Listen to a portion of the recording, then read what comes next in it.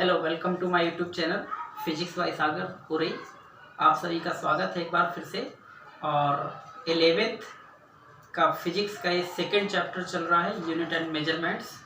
और इसमें अभी आप पिछले दो या तीन लेक्चर देख चुके हैं। अगला लेक्चर है, इसमें देखिए हम आपको कुछ बताने वाले हैं। यूनिट ऑफ डिस्टेंसेस, उसी को लेंथ। जो बड़ी बड़ी दूरियां होती हैं, जो लॉन्ग डिस्टेंसेस होती हैं, इनको मेजर करने के लिए इतनी डिस्टेंस होती है, इसको बाई मैथमेटिकली फाइंड किया गया है। तो आप लोग ये तो बहुत सिंपल चीज़ें हैं, याद कर सकते हैं। नहीं भी याद करेंगे तो जो एग्ज़ाम होता है, चाहे वो आईआईटी का हो चाहे बोर्ड एग्ज़ाम हो, फिलहाल उसमें इनकी वैल्यू दी जाती है ना। तो लार्ज डिस्टेंसेस में आप देखें ये दिया है एस्ट्रोनॉमिकल यूनिट। एस्ट्रोनॉमिकल यूनिट को शॉर्ट फॉर्म में एयू कहते हैं, इसी को हिंदी में खगोलीय मात्रक कहते हैं। तो 1 AU 1.496 इंटू 10⁻11 मीटर होता है। चाहे तो आप याद कर सकते हैं, वरना दिया जाता है। लाइट ईयर प्रकाश वर्ष, हिंदी में प्रकाश वर्ष। लाइट ईयर क्या होता है कि लाइट द्वारा एक वर्ष में वैक्यूम में चली गई डिस्टेंसेस होती है, ठीक है, उसको लाइट ईयर कहते हैं। कभी कभी क्या होता है, नॉर्मल कंपटीशन में जनरली पूछ लिया जाता है कि लाइट ईयर किसका यूनिट है। तो जैसा कि ईयर मतलब वर्ष समझ में आता है तो लोग लिख देते हैं कि अच्छा ईयर, ये तो टाइम हो गया, टाइम की नहीं, गलत। तो ये लाइट ईयर एक लॉन्ग डिस्टेंस है, ठीक है ना। तो लाइट ईयर किसका यूनिट हो गई, एक डिस्टेंस की यूनिट हो गई। तो 1 light year LY 9.46 10⁻15 metre approx. अगर इसको आप लगभग में लिखें या ऑर्डर ऑफ मैग्नीट्यूड में, 10⁻16 मीटर। एक है अगला पार्सेक। पार्सेक ये भी एक लॉन्ग डिस्टेंसेस है। एक PC 3.08 10⁻16 मीटर। ये लार्ज डिस्टेंस आपकी 3 लिखी हुई है। अब आप इसमें देख पा रहे हैं मीटर यहाँ 11 है, यहाँ 15 है और यहाँ 16 है। तो आप देख पा रहे हैं कि सबसे बड़ी डिस्टेंस कौन सी है, पार्सेक। तो आप ऐसे भी ध्यान रख सकते हैं कि सबसे एक लॉन्ग डिस्टेंस यूनिट कौन है, पार्सेक। अब आपको एक दूसरे टॉपिक्स में दिया है यहाँ per unit of mass. Generally जो मास होता है, मास मीन्स होता है द्रव्यमान, हिंदी में मास मीन्स द्रव्यमान। तो जो मास होते हैं उस मास का तो आप किलोग्राम, ग्राम ये सब जानते ही हैं। लेकिन जनरली जो एटम्स होते हैं, अणु होते हैं, एटम्स, मॉलिक्यूल्स, ये परमाणु जो होते हैं, इनकी क्या होते हैं, इनके मास बहुत छोटे होते हैं। कितना छोटा होता है तो देखिए, एटॉमिक मास यूनिट एक यूनिट है मास की। कितनी वैल्यू इसकी, तो ये AMU atomic mass unit 1.66 10⁻27 kg। ये फिलहाल आपको 12th में मिलेगा, एक न्यूक्लियर फिजिक्स पूरी यूनिट है 12th में, उसमें आपका इसका एक्सप्लेनेशन होगा। 1 कैरेट कितना कि कितने कैरेट, तो कैरेट सोने में भी ये शब्द आता है, गोल्ड में भी। तो 1 कैरेट 200 मिलीग्राम mg। और मास ऑफ अर्थ अप्रॉक्स में है 10⁻25 kg। Mass of sun 10⁻30 kg। और टेबल्स आपके NCERT में टेबल्स दी गई हैं लॉन्ग डिस्टेंसेस की, मासेस की, टाइम की। तो आप चाहो तो उससे थोड़ा सा स्टडी कर सकते हैं। देखिए, अब आपका इम्पोर्टेंट टॉपिक शुरू होता है, एरर।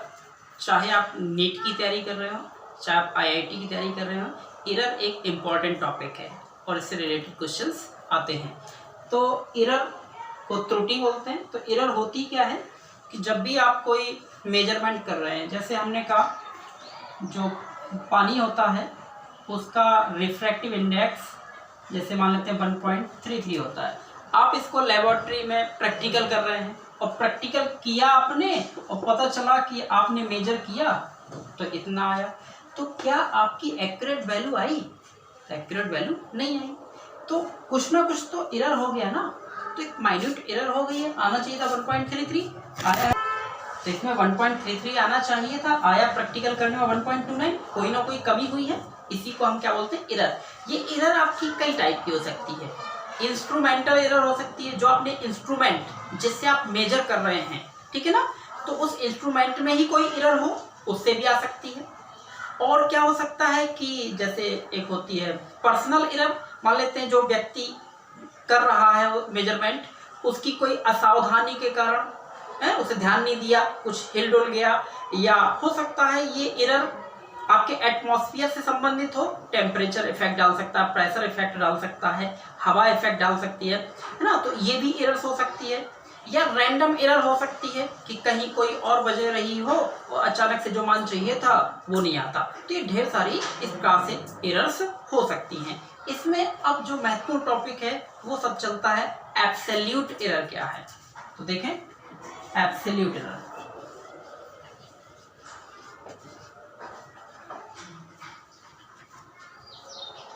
ये एब्सोल्यूट एरर क्या होती है, तो यहीं से आपको समझ में आ जाएगा। ये रियल वैल्यू है और ये प्रैक्टिकल वैल्यू है, तो इसी को हम कह देंगे the difference between real value and practical value is called absolute error. इसको एब्सोल्यूट एरर कहते हैं। तो एब्सोल्यूट एरर क्या है कि जो ये रियल मान था तो ये रियल वैल्यू है, और ये आपने प्रैक्टिकल किया है, ये प्रैक्टिकल वैल्यू है, तो इन दोनों में जो डिफरेंस होगा उसी को हम क्या कहेंगे, एब्सोल्यूट एरर। जैसे मान लेते हैं, सपोज करिए A1 रियल वैल्यू और सपोज करिए A2 प्रैक्टिकल वैल्यू, और तो इसकी एब्सोल्यूट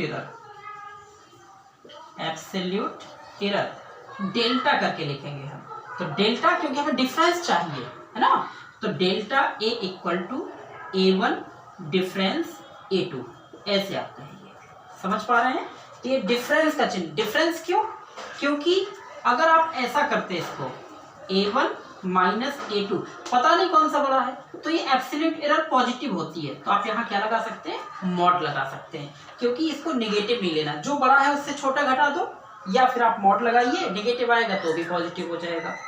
अब इसमें जब आपको रियल वैल्यू पता ही ना चले, कि इसमें रियल वैल्यू कौन सी है, और ढेर सारे आपको रीडिंग दी गई है, तो आप क्या करें, उन सब रीडिंग का अरिथमेटिक मीन निकाल सकते हैं, उन सब का मीन निकाल सकते हैं। जैसे देखिए इसके आगे, अब जैसे हमने कोई एक्सपेरिमेंट किया, जब भी आप एक्सपेरिमेंट करते हैं तो आपके जो टीचर होते हैं वो कहते हैं एक रीडिंग नहीं लेनी है, आपको एक से अधिक लेनी है, कम से कम 3 बार, और 3 से ज़्यादा बार हो जाए और अच्छा है। क्यों, क्योंकि जितनी ज़्यादा आप रीडिंग लोगे उतनी ही एरर्स कम आएंगी।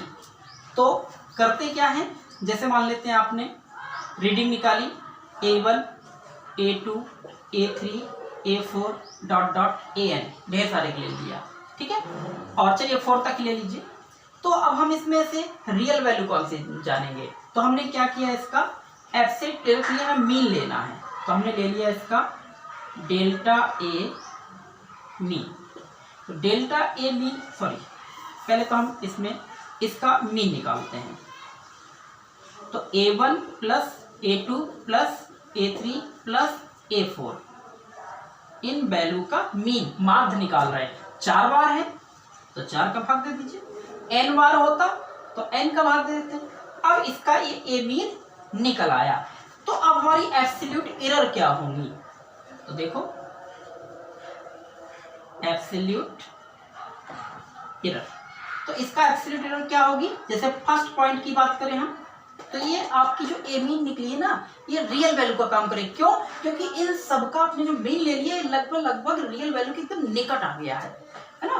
तो हम क्या करेंगे, इसमें करेंगे ए मीन डिफरेंस A1, मतलब इस मीन से इस A1 को घटाएंगे। क्यों, एब्सोल्यूट एरर का फॉर्मूला क्या था, real value difference practical value, तो ये अब ये रियल वैल्यू का काम कर रहा है और ये प्रैक्टिकल किया आपने, तो A मीन माइनस A1, तो यहाँ डिफरेंस लगा सकते हैं, डिफरेंस नहीं लगाना है तो आप मॉड लगा सकते हैं। इसी प्रकार से दूसरे स्टेप में A मीन माइनस A2, इसी प्रकार से तीसरा A mean minus A3, mean मतलब माध्य ये, और इसी प्रकार से चौथा पॉइंट आप ले लेंगे A मीन माइनस A4।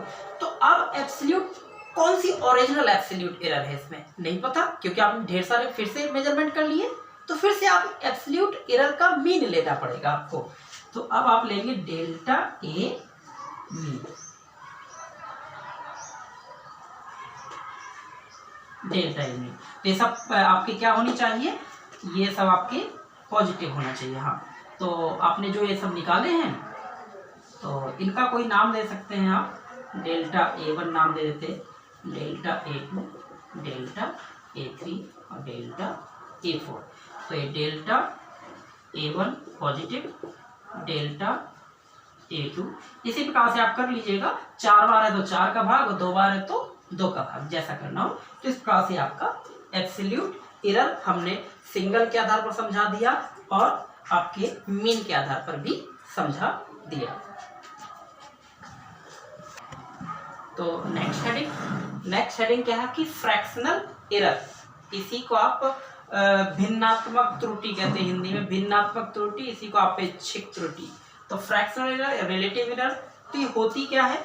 तो अभी आपने कौन सी एरर पढ़ ली है, एब्सोल्यूट एरर। तो देखिए हमने क्या किया यहाँ पर, एब्सोल्यूट एरर लिख दिया।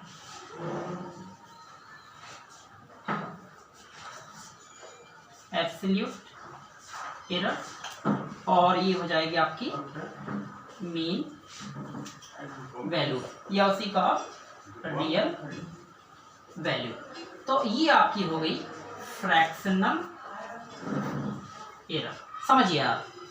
तो ये क्या है, the ratio of absolute error to mean value is called fractional error और रिलेटिव एरर। तो इसी को आप अदर वर्ड में ऐसा भी कह सकते हैं, एब्सोल्यूट, जैसे कोई क्वांटिटी ए, तो ए, और देखिए आप क्वांटिटी को इस प्रकार से लिख सकते हैं, ए ये ओरिजिनल वैल्यू है उसकी, ठीक है, और उस ओरिजिनल वैल्यू के बाद उसमें अनसर्टेनिटी आती है। जैसे कोई वैल्यू है 1.53 और 1.54 के बीच, तो 1.53 और 1.54 के बीच है, तो इसमें अनसर्टेनिटी, अनिश्चितता आ गई है। तो क्या करते हैं, इसलिए हम इसमें रियल वैल्यू में या तो ऐड करते हैं या सब्सट्रैक्ट करते हैं, किसको, एरर को। कौन सी एरर को, एब्सोल्यूट एरर को। तो ए प्लस माइनस डेल्टा ए, ये क्यों क्या है, फिजिकल क्वांटिटी। कौन, फिजिकल क्वांटिटी, भौतिक राशि। तो फिजिकल क्वांटिटी क्या होता है, रियल वैल्यू या उसकी value plus minus absolute error, ध्यान रखिएगा। तो वहीं पर हो जाएगा fractional error equal to absolute error. कौन है इसमें, डेल्टा ए, और मीन वैल्यू या रियल वैल्यू कौन है, ए। तो इस प्रकार से आपका ये एक फॉर्मूला तैयार हो गया। तो ये फॉर्मूला आपको याद रखना है, न्यूमेरिकल आता है, बिल्कुल आता है। तो आपको एब्सोल्यूट एरर कौन है और रिलेटिव एरर कौन है, ये ध्यान रखना है। इसी में अगर परसेंटेज एरर की बात कर, परसेंटेज एरर,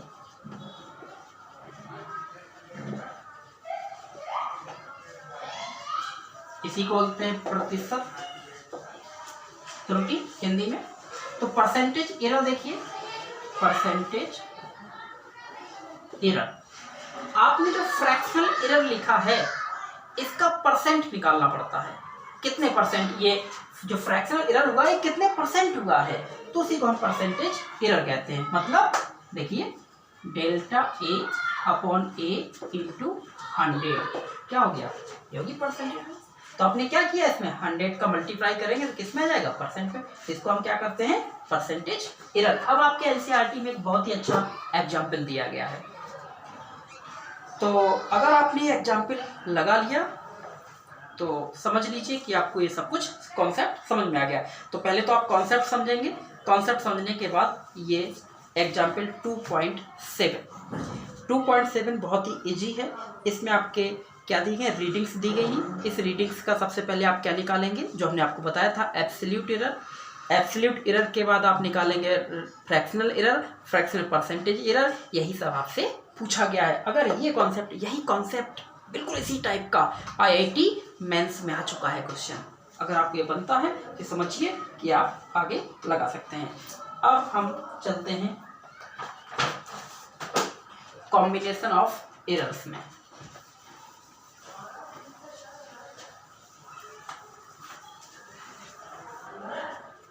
देखिए combination of errors, combination of errors combination में क्या आता है, जैसे आपने देखा कि मान लेते हैं कि दो क्वांटिटी हैं, उनको अगर हम ऐड करें तो एरर कैसे हो सकती है। तो ऐड कर सकते हैं आप, सब्सट्रैक्ट कर सकते हैं आप उसका डिवीजन कर सकते हैं और मल्टीप्लिकेशन कर सकते हैं, और पावर के कई प्रकार की एरर्स होती हैं। तो एरर इन एडिशन,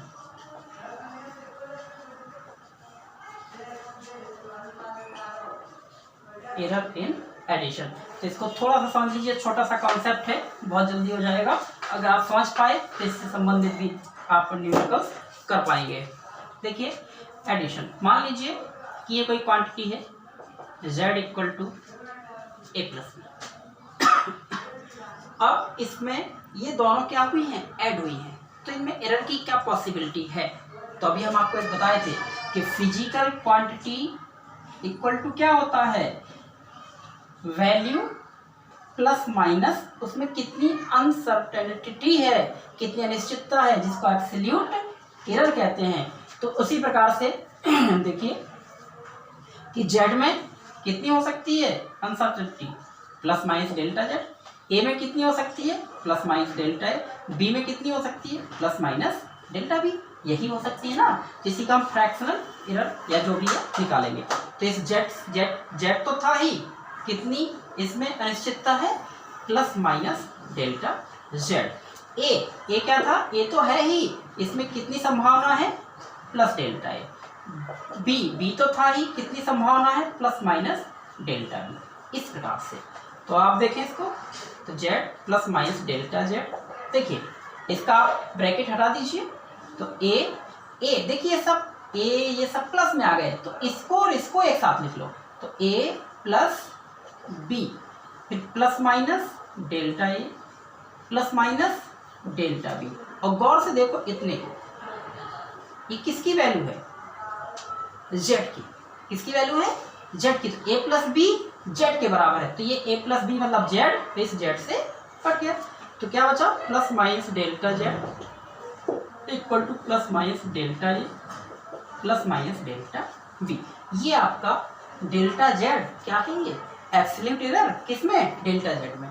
तो जेड में एब्सोल्यूट एरर कितनी है, delta Z equal to delta A plus minus delta B. यहाँ पर 4 मान संभव हैं, 4 वैल्यू पॉसिबिलिटीज। देखिए क्या क्या, या तो ये प्लस का डेल्टा ए प्लस का डेल्टा बी होगा, या फिर माइनस का डेल्टा ए और माइनस का डेल्टा बी होगा। देखो माइनस माइनस प्लस प्लस, या तो ये प्लस ये माइनस होगा, plus delta A minus delta B, या फिर ये माइनस का डेल्टा ए प्लस का डेल्टा बी। तो 4 वैल्यू संभव है, लेकिन इसमें सबसे मैक्सिमम कौन है, क्योंकि जो आपकी रिलेटिव एरर होती है या फ्रैक्शनल एरर होती है वो मैक्सिमम एरर होती है। तो इसमें मैक्सिमम कौन सी वैल्यू है, तो आंसर है ये, है ना।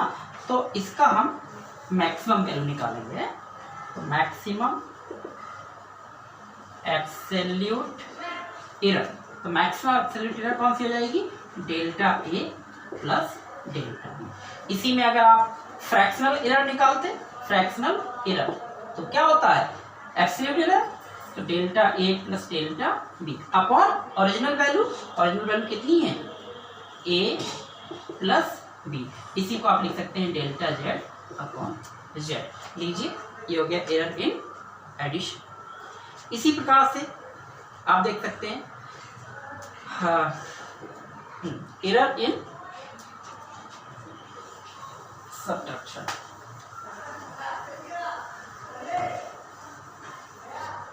दूसरा देख लीजिए,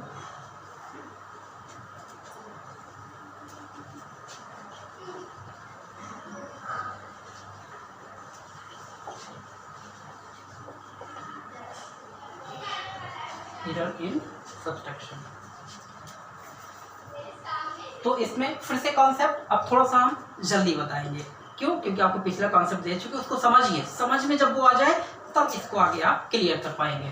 तो फिर से z इक्वल टू ये दिया है आपका, दोनों में क्या है, सब्ट्रैक्शन। फिर से इसकी पॉसिबिलिटी क्या हो सकती है एरर की, तो आपको बता चुके हैं। तो z का क्या लिखें, z plus minus delta Z, A का a plus minus delta A, B का B plus minus delta B. गौर से देखते जाइए, ये तो जो का त्यों रहेगा, प्लस माइनस डेल्टा जेड। ये देखिए ये प्लस का है और ये माइनस का कराओगे ना, माइनस का, तो ए माइनस बी। अब इसको लिख लेते हैं plus minus delta A, minus का अंदर गुणा कराओ तो minus plus minus minus minus plus delta B. तो ये वैल्यू किसकी है, फिर से a माइनस बी किसके इक्वल, जेड, तो ये इससे कैंसिल हो जाएगा ना, तो यहाँ पर बचा प्लस माइनस डेल्टा जेड और ये आपका plus minus delta A minus plus delta B. फिर से ध्यान दीजिए, यहाँ पर फिर आपको ध्यान देना पड़ेगा, क्या ध्यान देना पड़ेगा कि अगर आपको एब्सोल्यूट एरर मैक्सिमम वैल्यू लेनी है, पॉजिटिव भी होता है, मैक्सिमम वैल्यू लेनी है, तो कौन कौन होना चाहिए, ये भी प्लस का होना चाहिए, ये भी प्लस का होना चाहिए, क्योंकि इसकी 4 पॉसिबिलिटी आ सकती हैं। देखिए एब्सोल्यूट एरर कैसे होती है, पॉजिटिव और मैक्सिमम। तो मैक्सिमम वैल्यू के लिए आप क्या करें, delta Z equal to delta A plus delta B. तो हमने क्या समझ लिया कि भले ही उसकी वैल्यू ए माइनस बी है, लेकिन जब भी हम उसकी एब्सोल्यूट एरर निकालते हैं तो हमेशा वो क्या होता है, प्लस होता है, प्लस।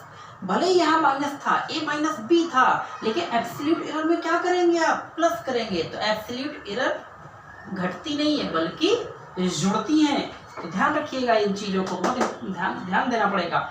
तो हमारा क्या हो गया, अगर हम देखें फ्रैक्शनल एरर, तो डेल्टा जेड अपॉन जेड, तो डेल्टा जेड कौन, delta A plus delta B upon A minus B. तो ये आपको ऐड करना है, ध्यान रखना है ना। तो इस प्रकार से हम इसको क्लियर कर सकते हैं।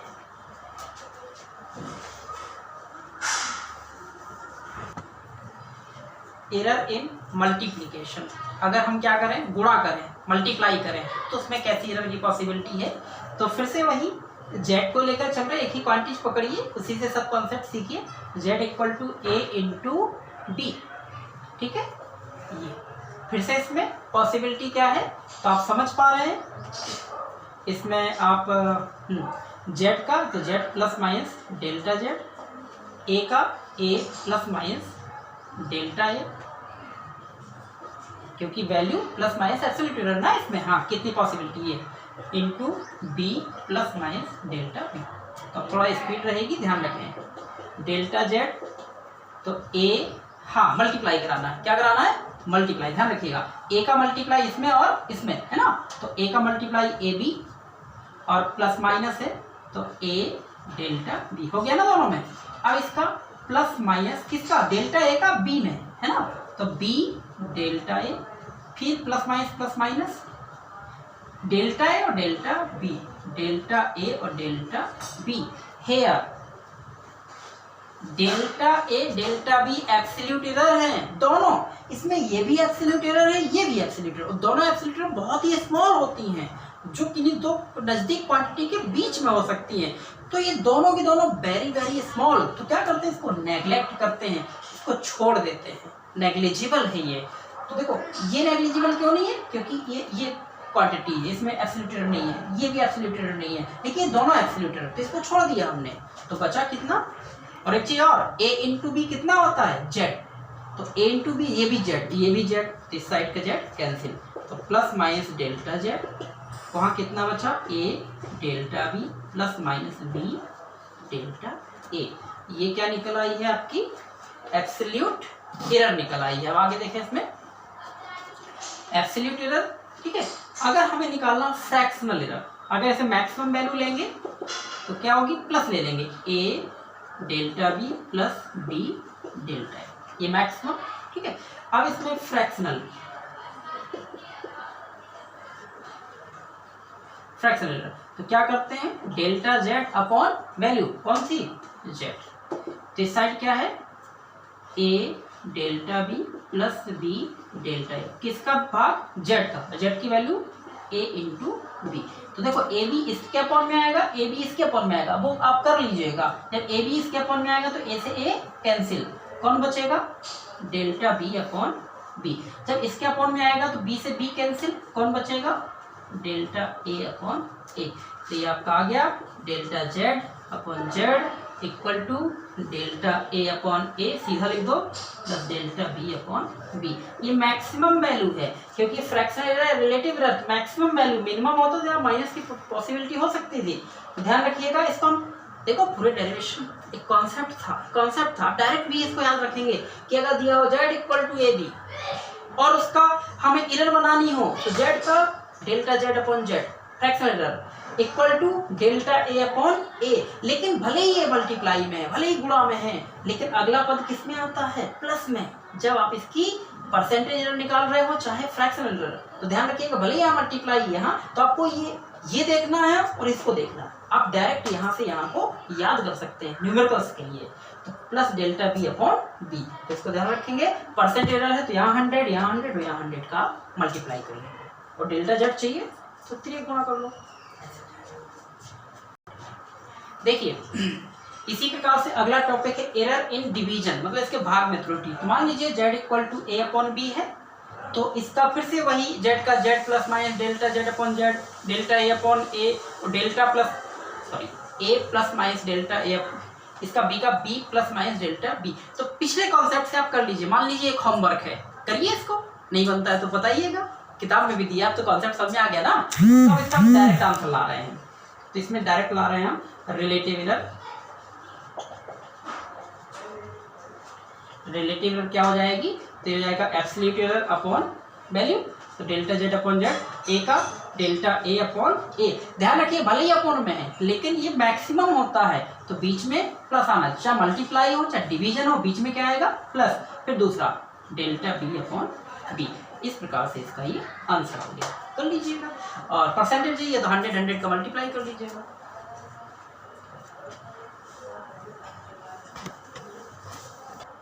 हम लोग एरर निकाल रहे हैं, अगर कोई पावर दी गई हो तब उसमें कैसे एरर निकालेंगे? जैसे z equal to a power 2 है, तो इसको आप ऐसे कर लीजिए कि हम इसको लिख सकते हैं z equal to a into a, multiplication बन गया।